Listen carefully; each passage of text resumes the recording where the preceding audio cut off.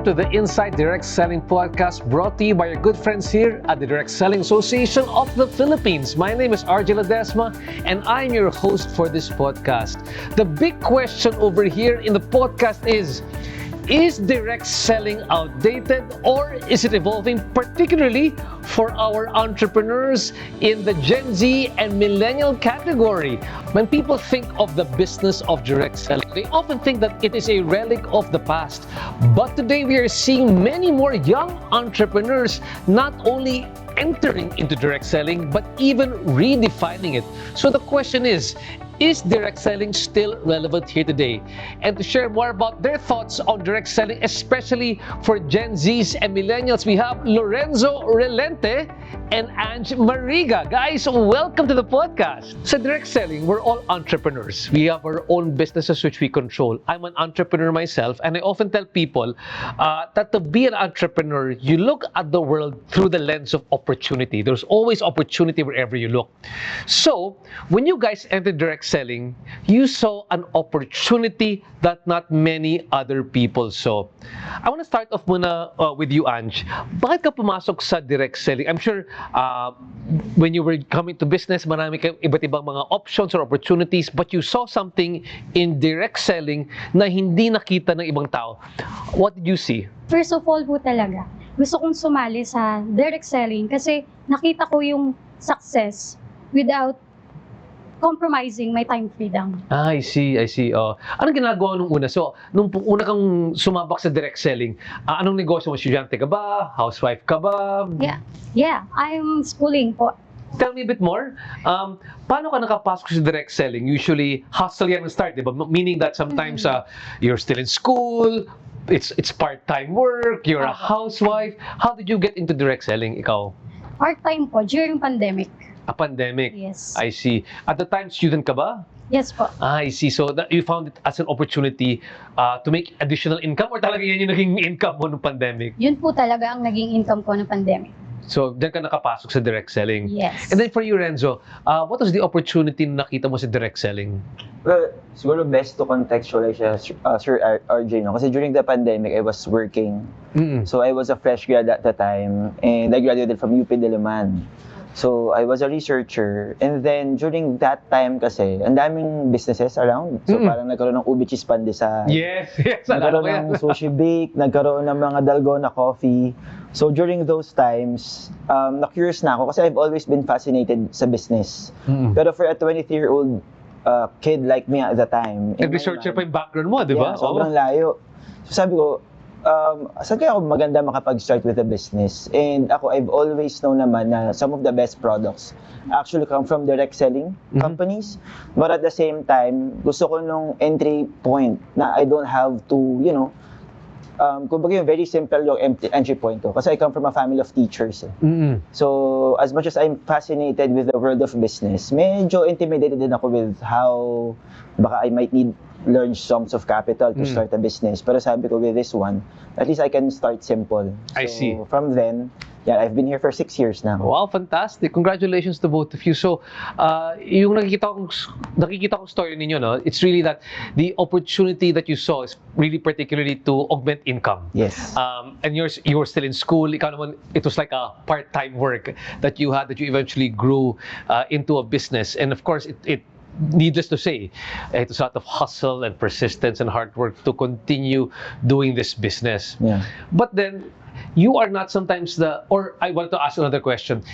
Is it something common for people in your generation to do direct selling or not? Sa'yo, Ange, common ba na sila pumasok sa direct selling? Especially ikaw, nakita mo yung opportunity. Bakit yung mga ibang mga young entrepreneurs hindi nila nakita, or young people, bakit hindi nila nakita yung opportunity ng direct selling?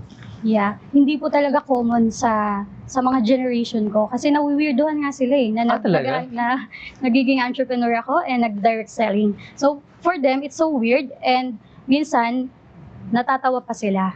I see. Kasi they are focused talaga on getting titles with their name on it. I see. So parang yung lumalabas dyan, nakikita mo, I think it's generally the Philippines, di ba? People are they are career oriented or title. You're like title oriented. I have to Yes. become to be somebody. I have to be an engineer. I have to be an architect. I have to be an attorney. And I think also if I look at Renzo, it must be similar to you because you come from a family of teachers, di ba? So Yeah. parang in your generation, they don't really want they don't see it as a quote unquote legitimate career path, di ba? Am I correct? Yes, actually, I think when you think of a business kasi, RJ, most of them, they think of dapat may malaking building, they have to hire super daming employees, no? Pero with direct selling kasi, it's not your traditional business per se. So, kaya yung mga people my age din, parang at the time at least, they didn't see it as a lucrative career for them. So, now na, I've been here for a couple of years already, doon na nila nakita na parang, no? Parang it makes sense to actually enter the industry. So, yeah, kaya ngayon medyo nagkakaroon na rin ng people my age or younger than me pa na mas nag-gets na nila. Especially with the advent, I think, of social media, Yes, nag-evolve na rin a lot of things. So, naging mas open na sila. Yeah, we're going to go back into how social media has actually changed the game, particularly for direct selling. Now, I want to go back first to our previous question. No? Sinabi mo muna, nawiwirdohan yung mga tao pag ikaw ay nasa direct selling kasi syempre, lahat sila gusto nilang tapusin yung college o dapat makahanap ng trabaho sa magandang kumpanya, Yes. di ba? I mean, that's, you can't blame them because sometimes that's how many of us have been trained to grow up. And among those fears, no, hesitant because it's weird or it's not, wala yan sa plan ko. Why are other young people hesitant na pumasok sa direct selling business sa palagay mo, Ange? Kasi RJ, unang-una nangingibabaw yung takot sa kanila. Takot, Yung oo. fear of failing, fear na ma-judge sila ng iba, fear sa mga decisions, and most of them are waiting for the perfect time eh. Working pretty for the perfect time. Yeah, Oo. not even realizing na clarity comes from starting, not waiting. And honestly, RJ, I get it. Kasi we grew up being told na mag-school, to play it safe, diba? Mag-school, mag-work, maging stable. Mm-mm. So when something like entrepreneurship comes along, it feels like you're betting everything on yourself. That's right. So that's terrifying, actually. Oo. Lalo na kapag hindi ka pa sure sa sarili mo. Kaya madami po talaga ang nagiging hesitate. Nag-hesitate sila na maging entrepreneur sila. I see. And I like what you said, basically, when you become an entrepreneur, when you become an entrepreneur, there's a fear of failure, especially for whoever gets into the business. And I just want to go a bit deeper, di ba? You have to fail. You failed many times, especially even direct selling, di ba? You Yes. failed many times. But what has that failure taught you as a millennial entrepreneur? Failure taught me na ito yung steps to get the success. That's right. Yes. That's right. So again, failure is just a stepping stone towards your success in this industry. Ikaw naman, why do you think many young people are hesitant? Like you said, I think you very much agree, diba? It's not a career path that people want to take. And she talked about fear of failure. Does that also resonate with you, Renzo? Yeah, definitely. And I think it comes from the fact na madaming outdated stereotypes in with the industry. So, for example, we come from the generation, kasi na yung parents natin, or yung mga tito-tita, they came from, yung mga previous pa na mga companies. And yung iba, hindi naging super ganda yung experiences. But ako, I believe na iba na yung generation right now eh. Ang dami na nag-evolve, ang dami na nag-transform. So, eventually, mas nag-gets na ng mga tao how to actually do it. And on a personal level, I really thought na I needed a lot of skills for it. I really thought na kailangan magaling ako sa gantong skill. Okay. But I think it's over time na lang na na-develop eh. Especially from yung RJ na research, so ang katabi ko talaga dati libro or... Medyo introverted yung kanyang Medyo profession mo, ganun. di ba? Oo. Mapipilit ako maging introvert eh. Oo. Pero over time, doon ko na lang na-discover na maraming skills yung pwede mo namang matutunan over time. So long as you're willing to learn. Oh, exactly what Arjo was saying kanina, yung progress, not perfection. You're not gonna get perfect the first time around. And having said that, yung lumalabas dyan, because I see right now sometimes the mentality of many Pinoys is that, or of how we're raised, culturally how we're raised, that you have to get a title because if you become an entrepreneur, direct selling or otherwise, parang hindi ka successful. Parang yung mga naging entrepreneur, hindi yung mga nagiging successful, di ba?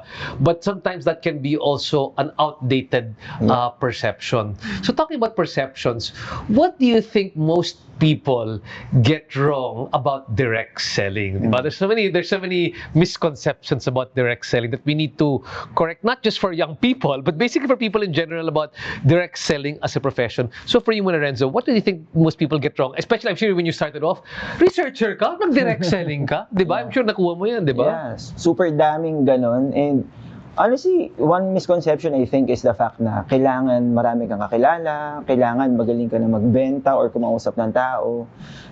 Marami actually na kilala kong successful in direct selling, they are introverts. Diba? Ito yung mga tao na wala naman talagang skill in terms of business when they started. But I think yun yung cool thing about entrepreneurship, na wala namang na-require from you na certain degree, walang na-require from you na certain background, na panggalingan mo para maging successful ka in it eh. And parang ang galing equalizer, to be honest. Kasi for example, I have business partners who are actually students, mga molecular biologists, iba-ibang background. Okay molecular biologists. May lawyers, may doctors. Wow. So, kumbaga dun mo madidiscover na parang, the industry has evolved a lot, but at the same time, these are people who are really willing to learn how to become entrepreneurs. Tama. Hindi naman hihingi yung degree mo pag binibenta ng mga tao, di ba? Yes. Tama, di ba? And ikaw naman, Ange, what do you think many people don't or get wrong rather, or anong misperception nila pagdating sa direct selling? They think it's supposed to be easy. Oo. Kasi lalo po ngayon nakikita nila yung wins ng iba online. So, they assume na may shortcut. Pero wala talaga. Wala talaga. Yes po. The truth is, entrepreneurship is one of the most humbling things na yes. mararanasan mo. Kasi may times talaga na gusto mo nang sumuko eh.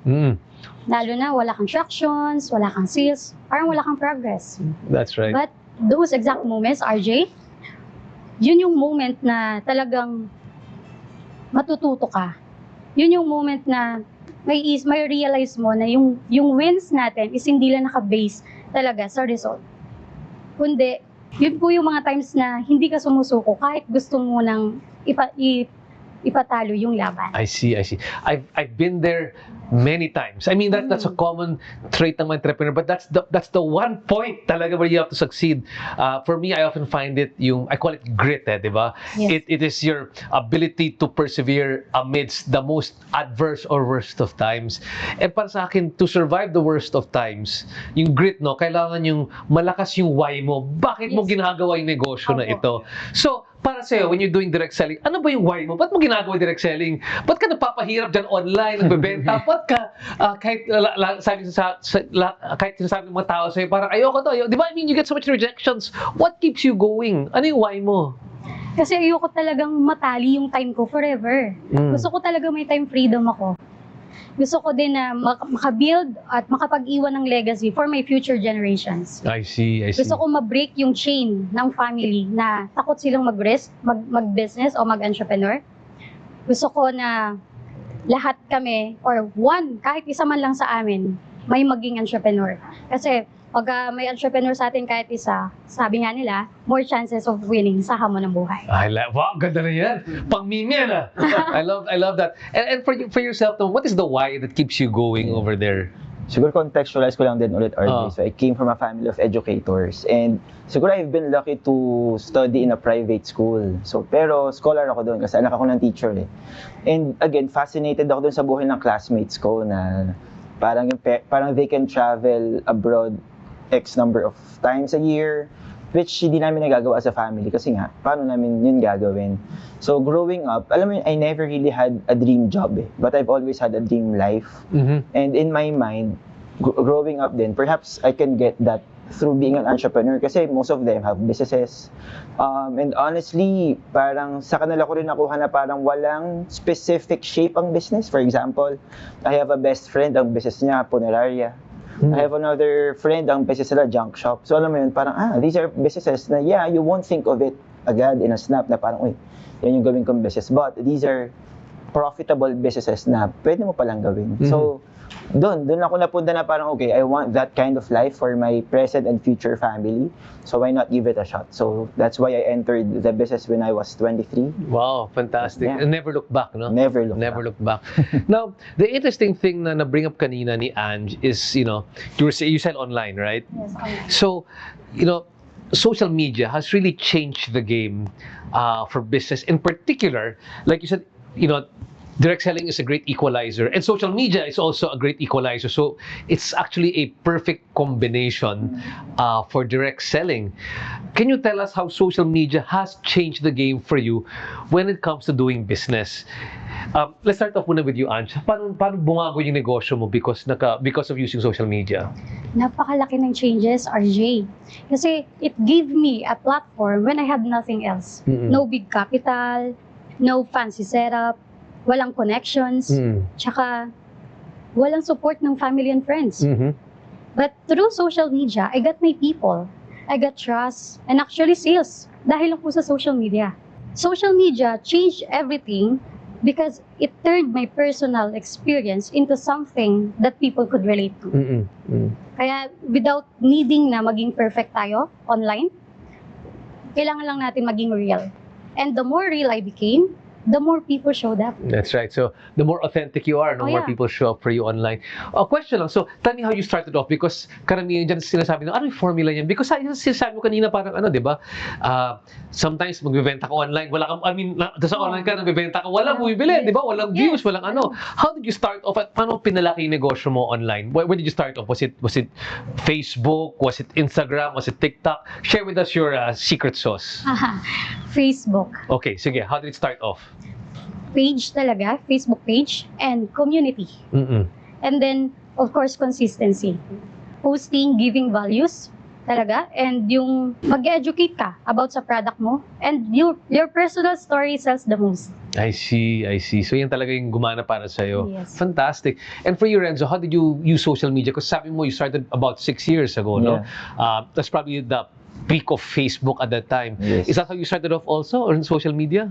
Yeah, definitely. Actually, RJ, during that time, I think, apart from yung sinabi ni Ange na basta ka-attract ka ng mga tao, yung belief ba na parang, parang, for example, marami ngayon ng live selling, right? Ng iba't ibang products, actually. So parang tumataas yung belief ng mga tao na parang, I can sell din kasi yung tao nga na yun, hindi naman nag-sell before eh. So parang yung belief ba na parang you can build something from whatever you're doing. In my case, I maximized my Instagram, Facebook, tapos most of my business partners, doon na lang nakuha yung nakita, for example, yung mga little bit of results or kumbaga experiences na meron, the community that we have. And a lot of people, they're looking for those things eh. Not necessarily naman the income agad actually, but yung growth na hanap nila, yung community na gusto nilang makuha. So from there, you're able to attract like-minded people also. Kasi yan na yung parang calling card ngayon eh. Di ba yung social media mo? And that's something that entrepreneurs like us have maximized because of the pandemic na din. Fantastic. So the pandemic was really a turning point for both of you really to discover this business. So sometimes I often think about it na, in crisis there is opportunity. Yes. And for young people, for millennials and for Gen Zs, there is still an opportunity for them to enter into the direct selling industry. How should we, because I've seen how successful you guys are and how much it's changed your lives. If you want to change more lives as well, no? How would you convince younger people to enter into this direct selling opportunity? Ikaw muna, sige Renzo. Well, I think it starts with yung gusto nilang direction na puntahan ng lives nila. Kasi at the end of the day, yung direct selling, it's something you can do part-time actually at the start. Eh. So for example, I think 90% of my partners in the business are doing it part-time. Some are moms, some are students, some are young professionals, some are older professionals. So alam mo yung parang kapag meron sila ng certain why nila for themselves, they can look into this business kasi it's something you can do part-time. It's something very simple. It wouldn't demand too much from you. So long as definitely you put in the work as well. And kumbaga, if you want to do big things in your life, this is a good starting point. Kasi not only for us, but the people who have guided us in this industry, we saw how it improved their lives also. So kapag may ganun kang vision for yourself, magandang launchpad yung industry for it. Fantastic. I like that word, launchpad, to start things off. Ikaw naman, Ange, if you were to convince somebody, a good friend, parang, I want you to have a better life with direct selling, how would you convince them to become part of this industry? First of all, yung why talaga nila sa buhay. And next is yung maging practical, kung saan ba nila ma-outsource yun. And to think of the bigger picture, saan ba nila makukuha yung gusto nilang maging end ng kanilang path. Diba? And yung yung gusto din nilang ipasa for their next generation. Kasi ako sa akin, ganun yung why ko, RJ. Kaya at the young age, 19 talaga, 19 na Para start na magkailan ako. tayong dalawa. And you've been it's been 4 or 5 years since you started the business, right? Now, the last thing is, sometimes they're always a bit scared to start off. They don't know where to begin. Let's give them a bit of guidance. If they want to start off, what's the first thing they should do to get into direct selling? Your final words, Renzo, ikaw naman. Well, first things off, you really have to be open to opportunities. Kasi definitely, we've been talking about it. May mga outdated stereotypes about it. And it's something that they can look into right now. Kasi ang daming tao, not only us, in fact, ang daming professionals, they're also entering the business kasi they understand that it's something that they can do on top of or on top of whatever they're doing full time. And from there, kasi dun mo na mas naiintindihan na parang, kumbaga para siyang parachute, di ba? Parang yung parachute, it wouldn't fly unless it's open. Diba? Para siyang ganun. So you really have to be open about it. Number 2, yung tamang expectation na definitely you're starting something new. Yung mga tao kasi parang they're afraid of, I'm gonna start a new venture. Hindi ko naman linya yan. Pero I'm a firm believer kasi kung nasaan tayo ngayon, na linya na lang din. And so meaning, pag tama expectation mo, you know na it's not gonna be easy, but it's gonna be worth it. Sabi nga you begin with the end in mind. With those things kasi, dyan na papasok yung growth mindset, dyan na papasok na you start to become a little bit more coachable. And definitely, in no time, in any industry naman, yung growth ng whatever results you want to achieve, it starts with growing yourself and your mindset first. Perfect. It's not easy, but it's worth it. Maraming salamat, Renzo. Angie, ikaw naman, what would be your advice to how to start off in the industry? Unang-una, kailangan din nilang alamin kung ano yung path na gusto nila.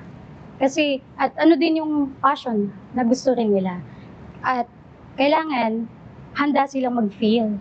Kasi hindi laging nasa taas pagka nasa journey ka. Kailangan ready ka na mag-roller coaster sa pagiging entrepreneur. And of course, walang nagsasabi sa kanila nito, so I will. Na yung mga younger generations, you have more options. You have more paths, more directions, more choices. Kailangan mo lang talagang maging open-minded, katulad yan ng sinabi ni Renzo. And alam niyo yung pagiging entrepreneurship is hindi lang yan para sa mga mayayaman, hindi lang yan para sa matapang. It would be for everyone.